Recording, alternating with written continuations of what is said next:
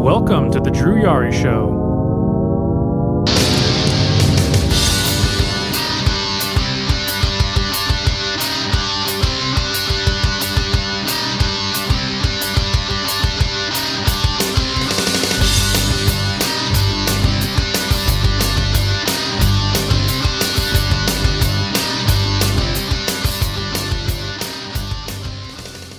Welcome to the show. If you're listening, it's Friday. I'm recording here on Thursday. It's usually how it goes. Still have this cough. It's slowly going away, slowly. Hopefully it goes away completely. It's... I hate coughing.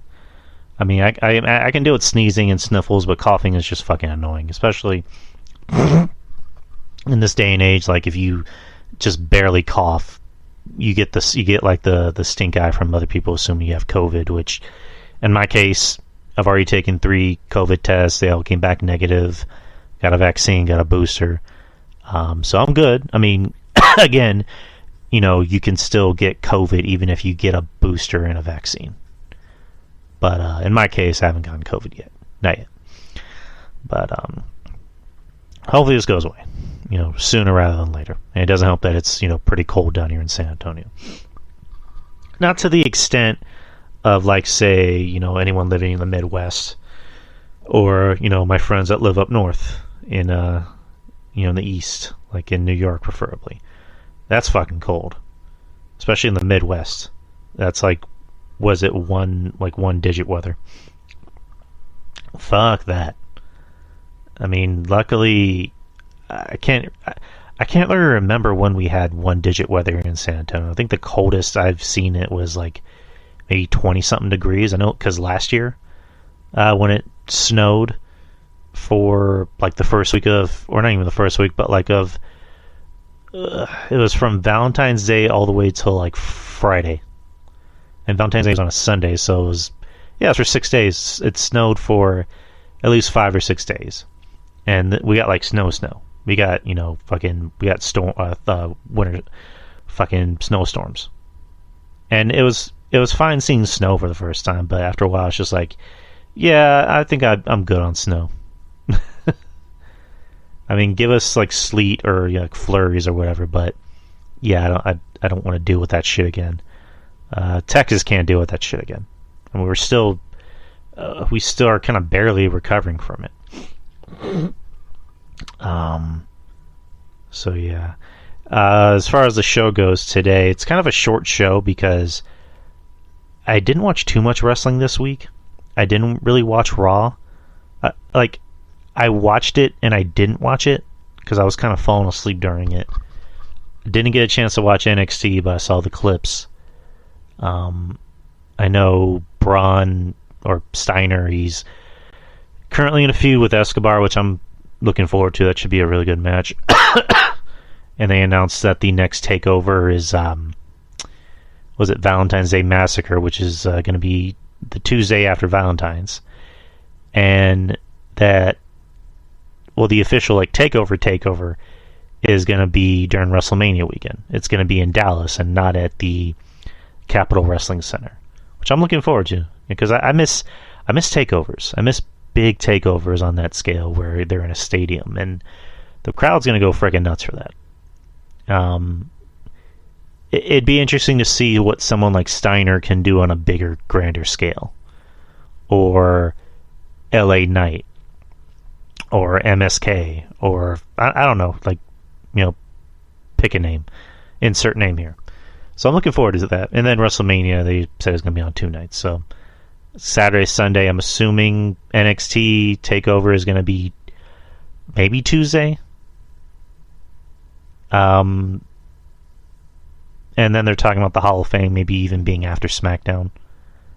I don't know what they'll do, but looking forward to it. I did watch AEW last night. Unfortunately, I don't even want to say unfortunately. Last night was actually a decent show, and I for one, I did not watch the main event for obvious reasons. Let me just pull up the card real quick.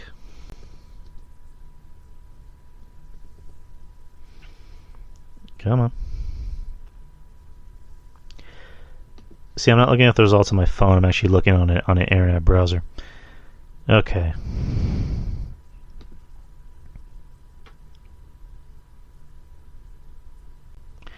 Alright, so I'm on wrestling headlines. Alright, so AEW Beach Break from Cleveland. Cleveland does have a beach, but it's just like when you think of Beach Break or Bash at the Beach, you think of California, like, you think of Florida. You don't think of really anywhere else. I mean, maybe Corpus Christi, but Corpus Christi is kind of it's not a very good show to do wrestling shows. And this is coming from someone who lives in Texas and who's been to Corpus Christi. Like, it's not a very good place to do wrestling shows. But, I don't know. So, let's look at the results. The first match of the night was Sammy Guevara versus Cody Rhodes in a TNT Championship Unification ladder match. I took a nap before the show, and I woke up, and my girlfriend, she was like, "Oh, don't you gotta watch wrestling tonight?" And she put on AEW, and like I said, I was barely waking up. I didn't even have my glasses on. And I just hear, ew, his hair. Why does his hair look like that? Like, his hair looks really bad blonde, and she was talking about Cody. So I literally just woke up like right when the show started. It was 7:01. And I think I saw somebody posted, Trademark, he posted that, yeah, they didn't even have entrances. They just started right off the bat, which, not bad. I went in wanting to not like this match because I don't like Cody.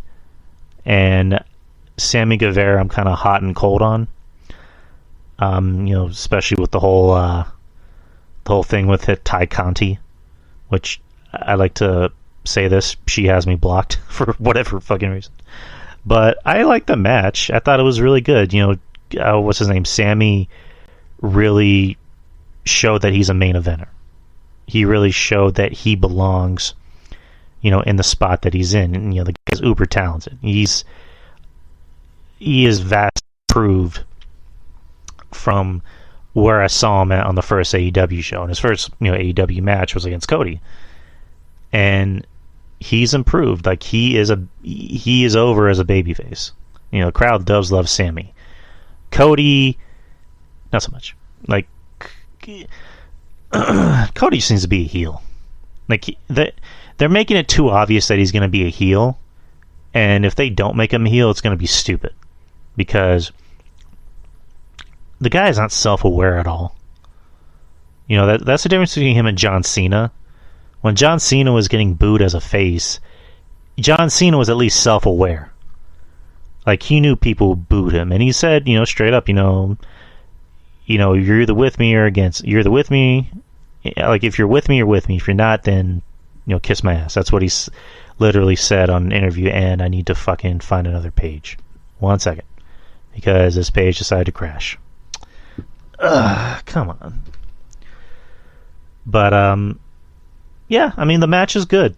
Cody, for once, didn't, do the over-the-top blading, which is, a breath of fresh air.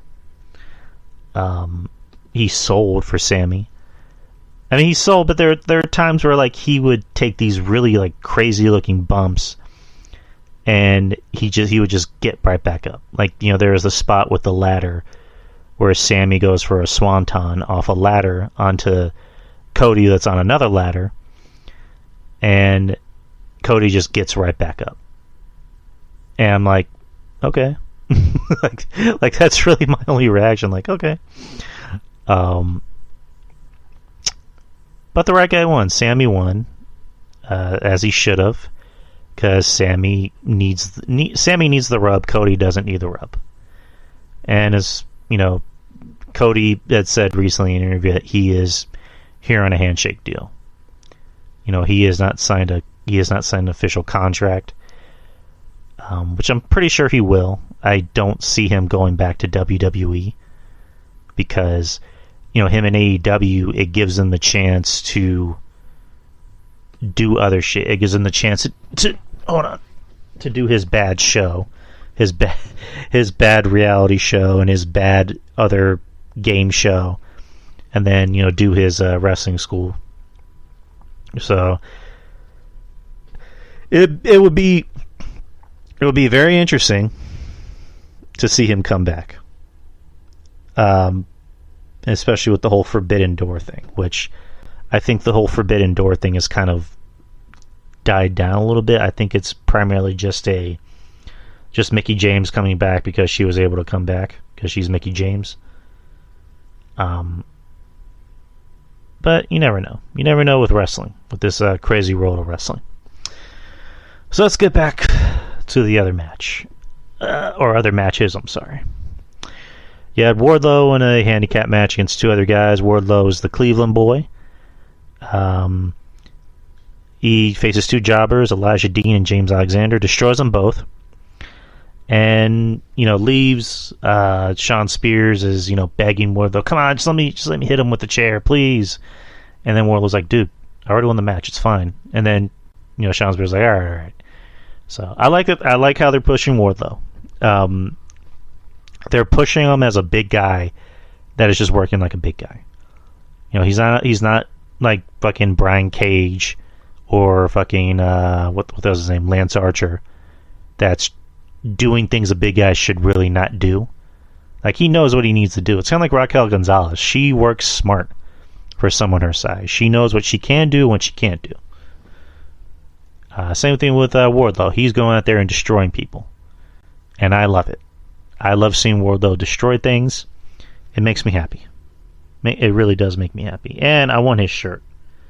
I saw the shirt he was wearing in the segment for later on, and I was like, I just thought to myself, that's a cool shirt. I kind of want one.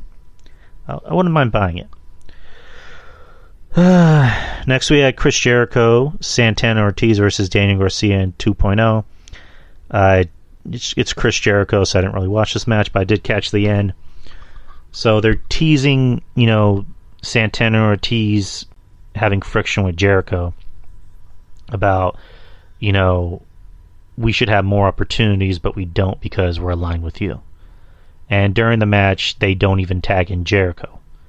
And then Jericho takes that as a slight against him. He still ends up helping him win, which was odd.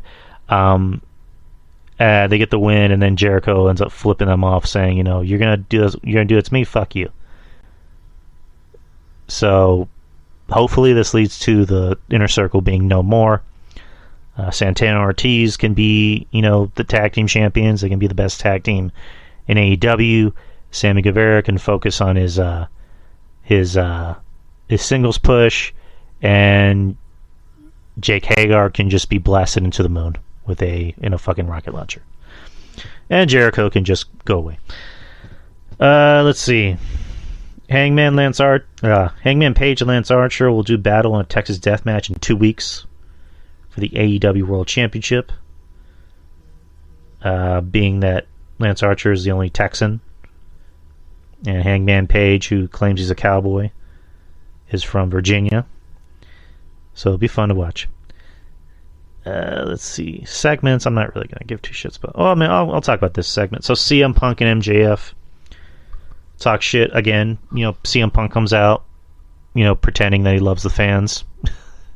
Just as long as they're paying to love him. Comes out in wrestling gear, and what the fuck was that? Yeah, they're doing construction next door. He comes out talking a little bit of shit and says, I got the best of MJF. I still have his scarf, and it's pretty cheap. And, I want MJF. I already beat everybody. Now I want him. MJF comes out and talks a little bit of shit, saying, if I'm going to fight you, it's not going to be in Cleveland. I'll fight you next week in Chicago. And, Punk ends up cutting another, basically kind of the same promo, pretending to be this, white meat babyface, and says every time I get knocked down, I still stand up.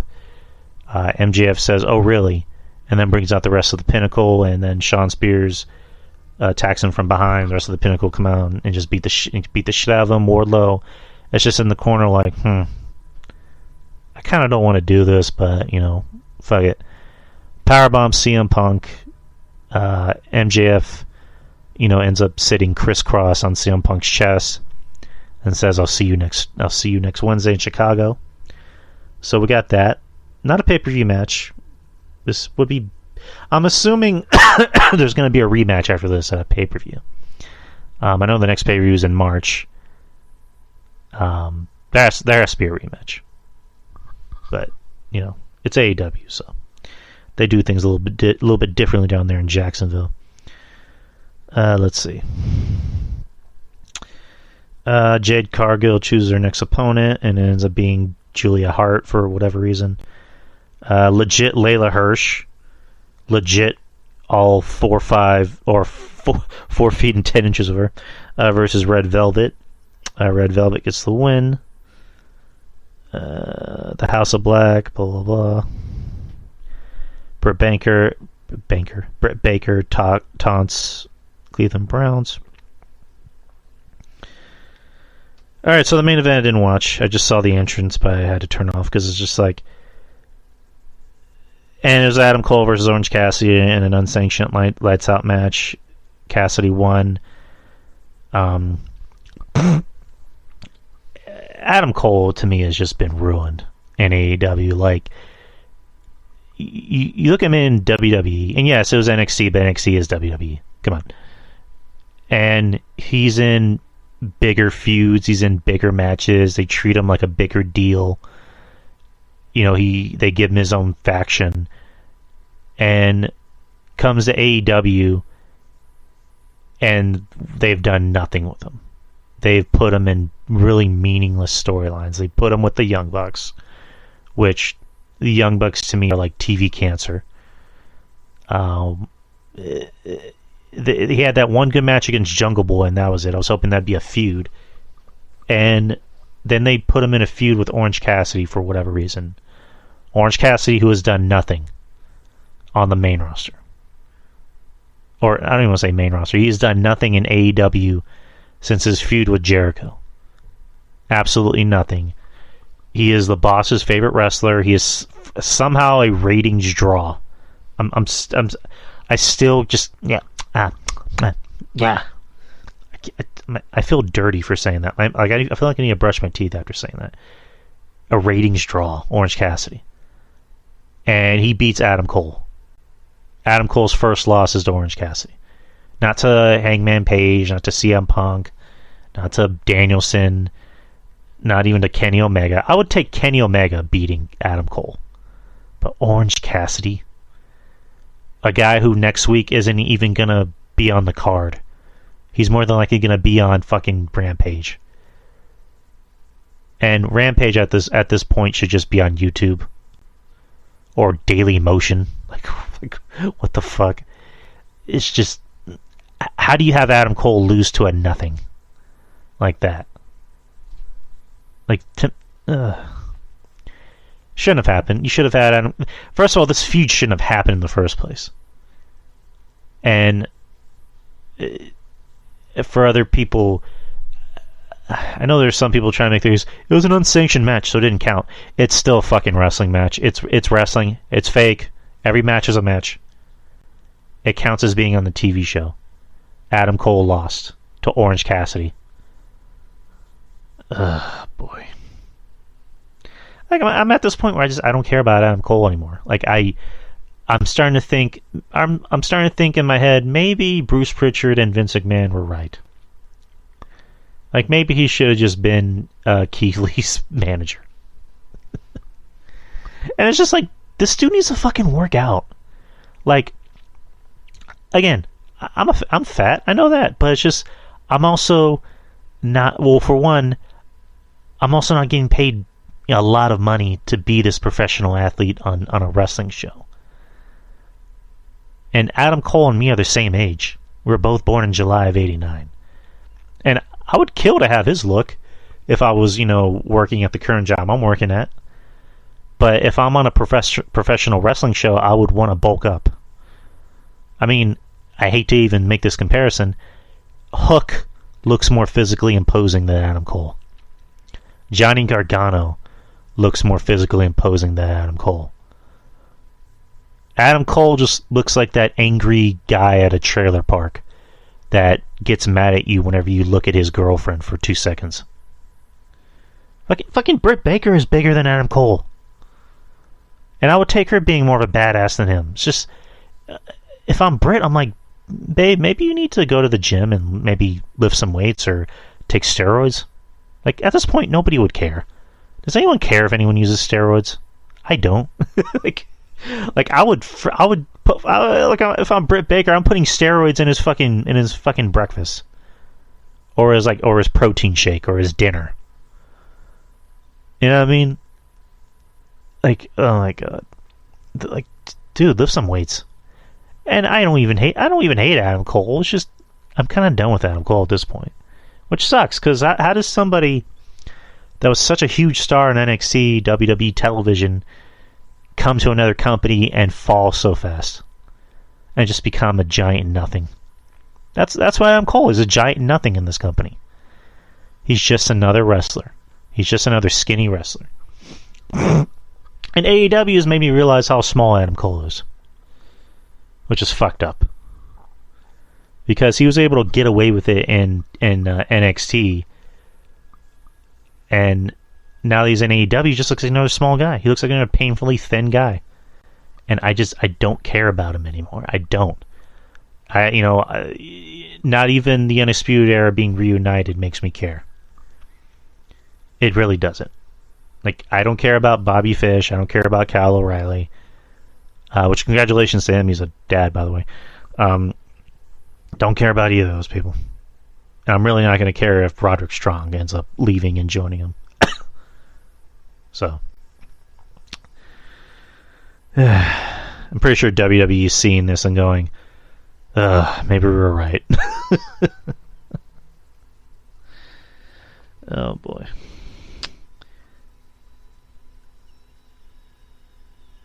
But holy shit. Okay. Hold up. Oh, hold up. Dude. Okay, I just saw this right as I'm texting.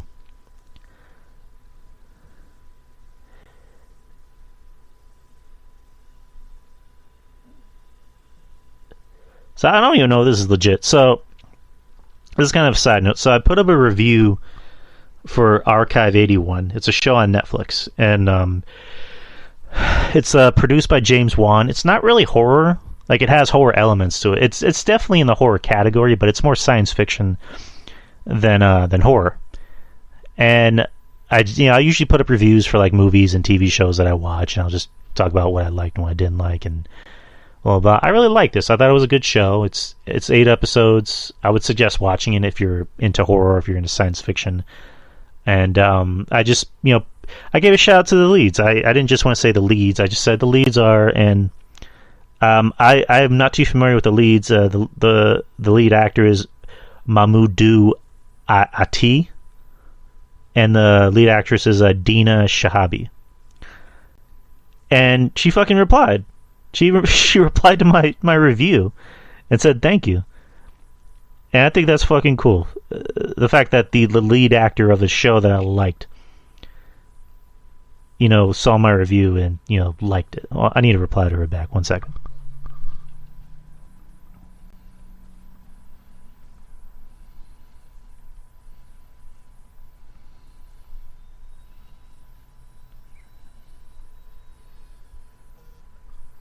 That is so fucking cool. Oh man. Anyways, fuck it. I'm just gonna end the show here. Fuck it. I don't care about the world. The lead actress is actually she was very good on the show. I hadn't seen her in anything else. Good looking chick, by the way. Good looking girl, by the way. Very good actress. But that was AEW. So let's get to the Royal Rumble to end this show. I'm on a high right now. I'm in a good mood. So the Royal Rumble is going to be this Saturday, which whenever I was watching Raw, Bobby Lashley mentioned the promo, Saturday. I'm like, did he get that wrong? No, the Royal Rumble is this Saturday. They're doing more pay-per-views on a Saturday, so interesting. It's going to be this Saturday, January 29th, at the Dome at America Center in St. Louis, Missouri, which is, I guess, the first appearance, first WWE appearance.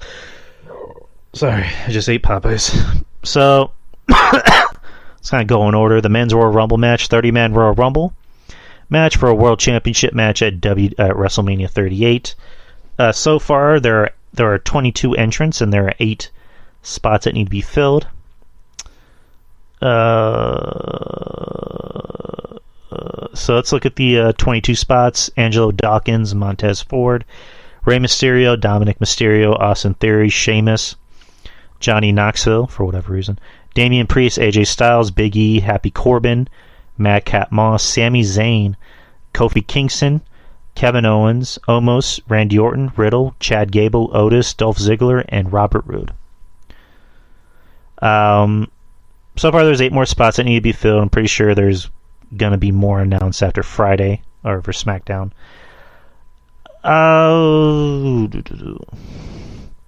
Who wins and who ends up showing up? Shit. I'm trying to get comfortable. So, I can imagine there being some NXT call-ups or some NXT appearances. LA Knight showed up on SmackDown and challenged the Dirty Dogs to a match. So I can see LA Knight showing up. I can definitely see Steiner making an appearance. That'd be interesting. Maybe even, what's his name? Tommaso Ciampa. Or even Grayson Waller, who they seem to love for whatever reason. And maybe some legend appearances. Because they released like over 100 people last year. Like, was it 150 people? So there can be some returns. There could be some debuts. There might even be Forbidden Door appearances. Like Nick Aldis has been a big rumor about it. Mickie James' husband. Maybe even Moose. I mean, Cody Rhodes showing up because he's on a handshake deal with AEW. Moxley, since they've been mentioning Moxley for a bit, with the feud with Seth and Roman, which it makes sense why they're mentioning him because it's about the Shield. So I mean, who could win? I to be honest, I don't know. And because usually every year there's always that obvious, person of like, oh, they're gonna win. This year there hasn't really been like that whole notion of, oh, that person's gonna win. I mean, for all we know, Brock Lesnar might even end up showing up in the Rumble. Or Roman. I don't know. And I like that I don't know. I want to be surprised. But who's gonna win? My choice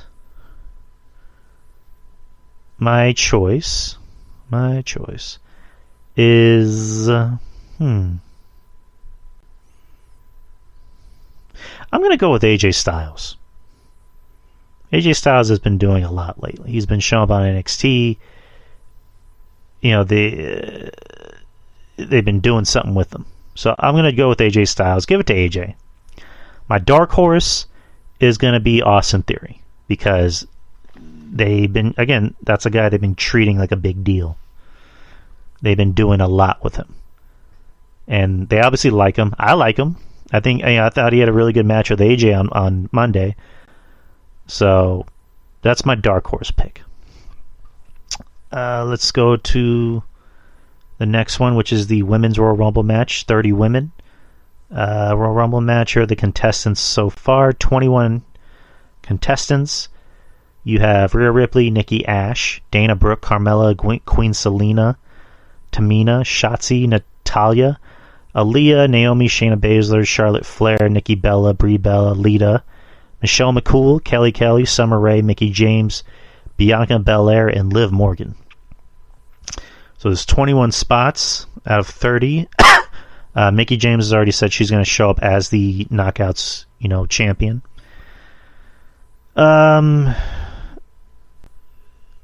I mean, obviously, you're going to have more legends announced. Maybe even Trish Stratus might even show up. I mean, who says Beth Phoenix can't show up? I mean, she's wrestling, so she could possibly be showing up. Maybe even Maurice might make an appearance, just to fuck with Beth Phoenix.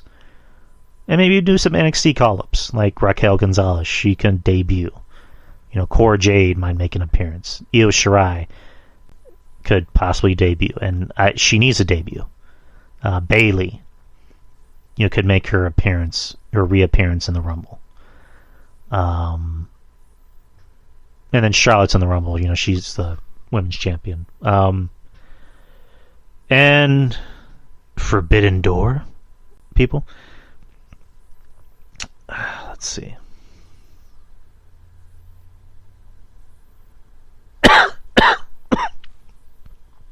I really don't know who else. I can't really think of anybody from other companies that I could say realistically they could show up. Because Britt Baker has kind of said some nice things about WWE, so I can't see her showing up. So I'm thinking it's going to be more like legends, quote unquote legends, maybe like Ivory or Awesome Kong. Like, fuck it. So as far as who I think should win or could win, my choice, if she returns, is Bayley. Fuck! I don't know why this slipped my mind. Ronda Rousey. The rumors that she will be here on Saturday. She might even appear. So if it's Ronda Rousey's winning it. She's winning it, and she's going to finish her feud with Ronda. Or not Ronda, Becky. Like, that's the match we all wanted, and then they threw Charlotte in there for whatever reason. So Ronda's going to win it. My dark horse would be Bayley. So those are my choices.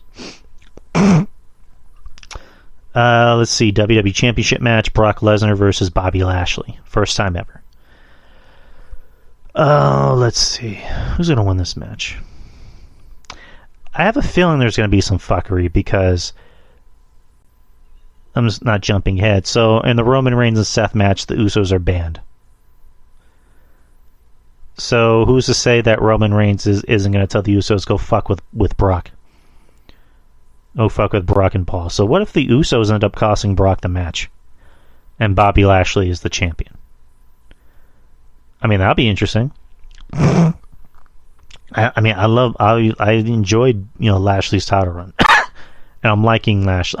I'm not liking Lashley in this feud because he's been kind of on the short end of a lot of the insults. Like Brock is the one out talking him.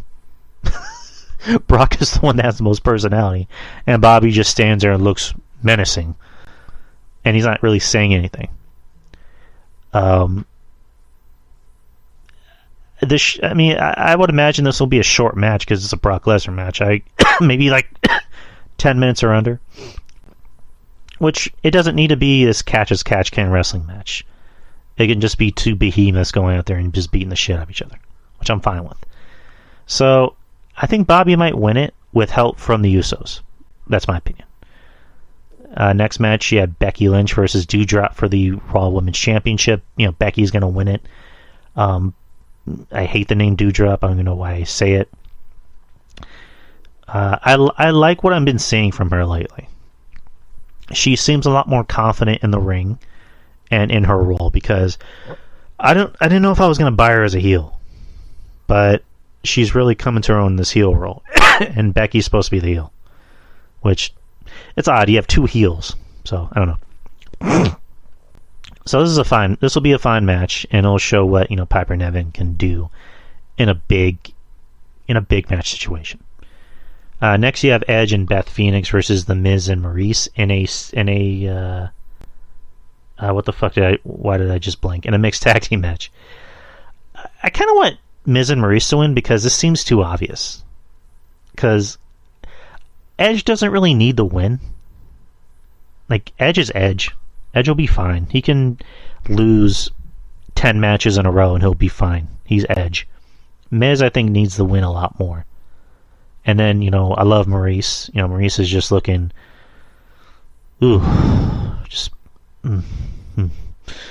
Anyways, let's get off of that real quick. And then, Beth Phoenix. I love Beth. I kind of agree with Kevin Castle.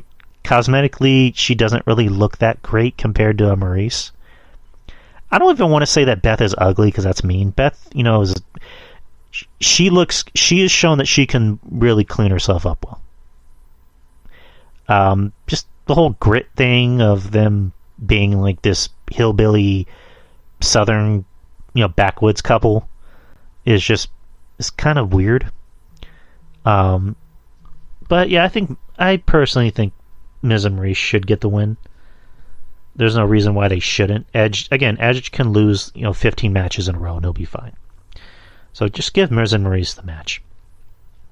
What I'm assuming will be the main event: Roman Reigns versus Seth freaking Rollins for the WWE Championship. The Usos are banned from ringside.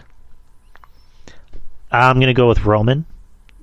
The way they're hyping this up is that anytime Seth has faced Roman in a match, Seth has always won, which again makes it too obvious.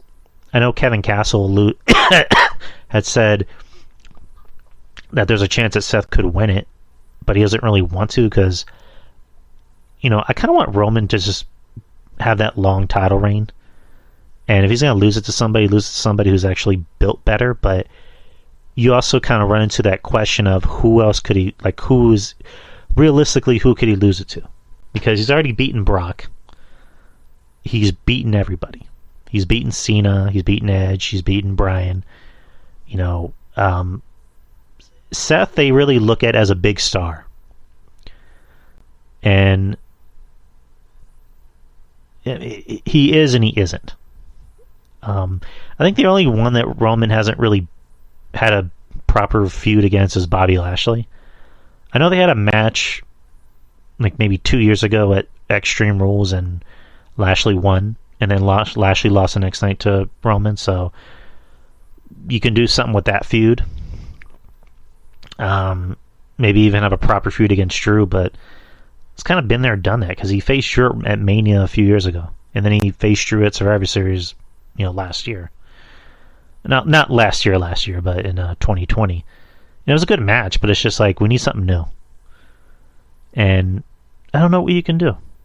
I mean, maybe you can bring up Steiner, but that would be too soon. So it's one of those things of just Roman should win, but realistically, who is he going to lose the title to? I mean, I hate to say it, but I think the only thing that could really take Roman out of this spot is leukemia. His leukemia coming back. I hate to say it, but it's true. He did it before, he can do it again. Which I don't want it to happen. I'm just saying that's very much a possibility. So those are my Royal Rumble picks. The Royal Rumble is Saturday. I'm planning on doing something with RJ. I asked him if he wanted to do something today. He mentioned that he can't, but he can do something on Saturday. So look out for that. Probably won't be live. And then next week, I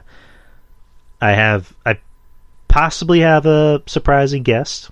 I can't say who it is until it actually happens. So just to let you know, it'll happen and it might not happen. But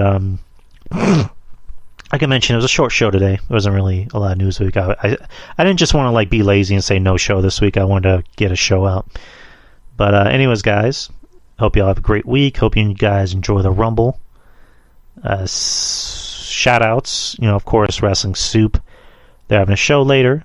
Kevin Castle and Trez. Trez will be coming back for her show tonight with Kevin on Patreon. There's also the show that Kevin does with Baseball Chicky, which is Castle and Chicky Adventures. There's False Count Radio. There's Wrestling Court. There's Break the Apocalypse. There's Ruben Prime. There's RJ. There's Brother Monty. There's Jeff Flipman. His Garden of Doom show and his Hammerlock Hangover show with Steve. There's JD on Russell Bread. There's Texas Podcast Massacre. There's Trademark. There's the Clark Street Wrestling Podcast.